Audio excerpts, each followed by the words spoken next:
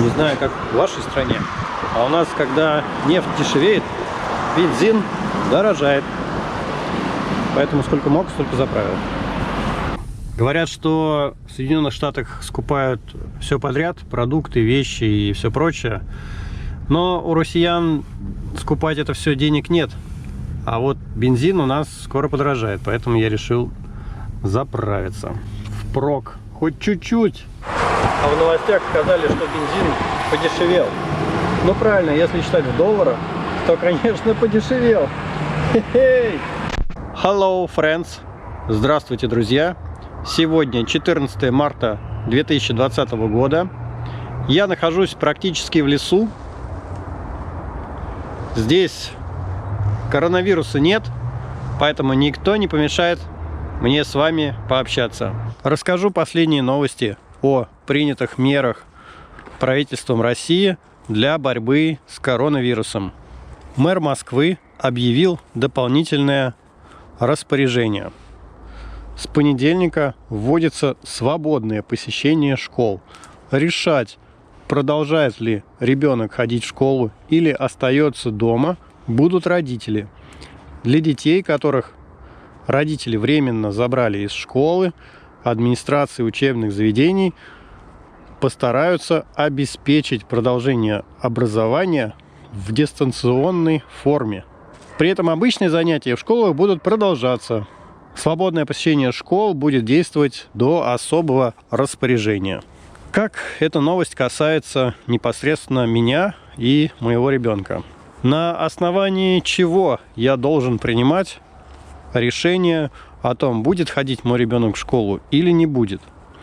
То есть ли действительно угроза распространения вируса в школах или ее нет?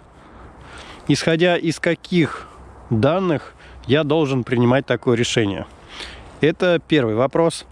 И второй вопрос. Если ребенок остается дома, а с ним обязательно должен находиться взрослый, смогу ли я получить больничный лист в связи с таким распоряжением мэра Москвы или нет? То есть, если я остаюсь дома с ребенком, оставляю его учиться дома, соответственно, я не смогу выйти на работу. А кто мне оплатит данные пропуски рабочих дней? А кто мне разрешит остаться дома? Кто меня отпустит с работы? Достаточным ли основанием данное распоряжение будет служить для того, чтобы я мог отпроситься с работы на неопределенное количество дней? Ну, хотя бы даже за свой счет. Пусть за свой счет. Непонятно. А ведь это уже все должно произойти в понедельник. То есть мне осталось на принятие решения один день. Как быть? Мне непонятно. Что ж, попробую найти статистику по заболевшим на сегодняшний день. Ну, хотя бы в Москве. И, исходя из этого, принять решение, пойдет мой ребенок в школу или не пойдет. Полистав новостную ленту, увидел, что премьер-министр РФ Михаил Мишустин заявил: правительство Российской Федерации готово к различным сценариям развития ситуации с коронавирусом. Каким ситуациям и как оно готово?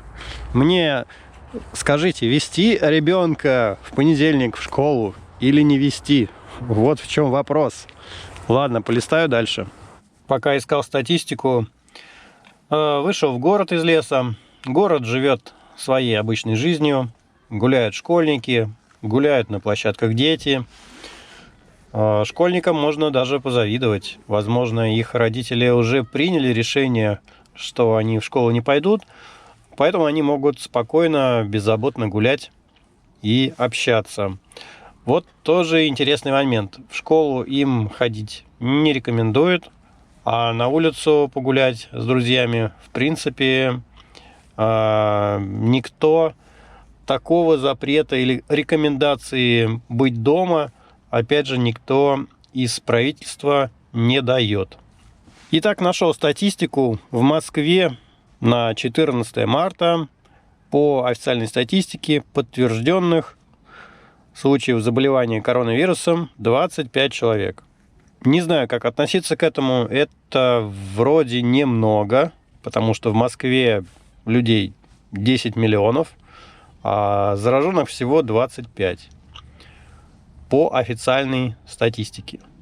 Но вот эти все непонятные предложения, то есть я могу оставить ребенка дома, могу отвезти в школу, то есть правительство умывает руки и оставляет все решения, принятие решений по борьбе с коронавирусом на самих граждан, перекладывает на их плечи. На основании чего я могу принимать решения? На основании тех официальных данных, которые они выкладывают, или на основании тех слухов и сплетен, которые люди передают друг другу? Как принять правильное решение? Скорее, наверное, лучше в данной ситуации, чтобы ребенок не ходил в школу, потому что, на всякий случай. А вдруг что? Тем более, если такая возможность есть, без больших финансовых потерь. Хотя о финансовых потерях сейчас говорить тоже бессмысленно. Практически мы и так все потеряли. А если введут карантин, то потеряем все оставшееся.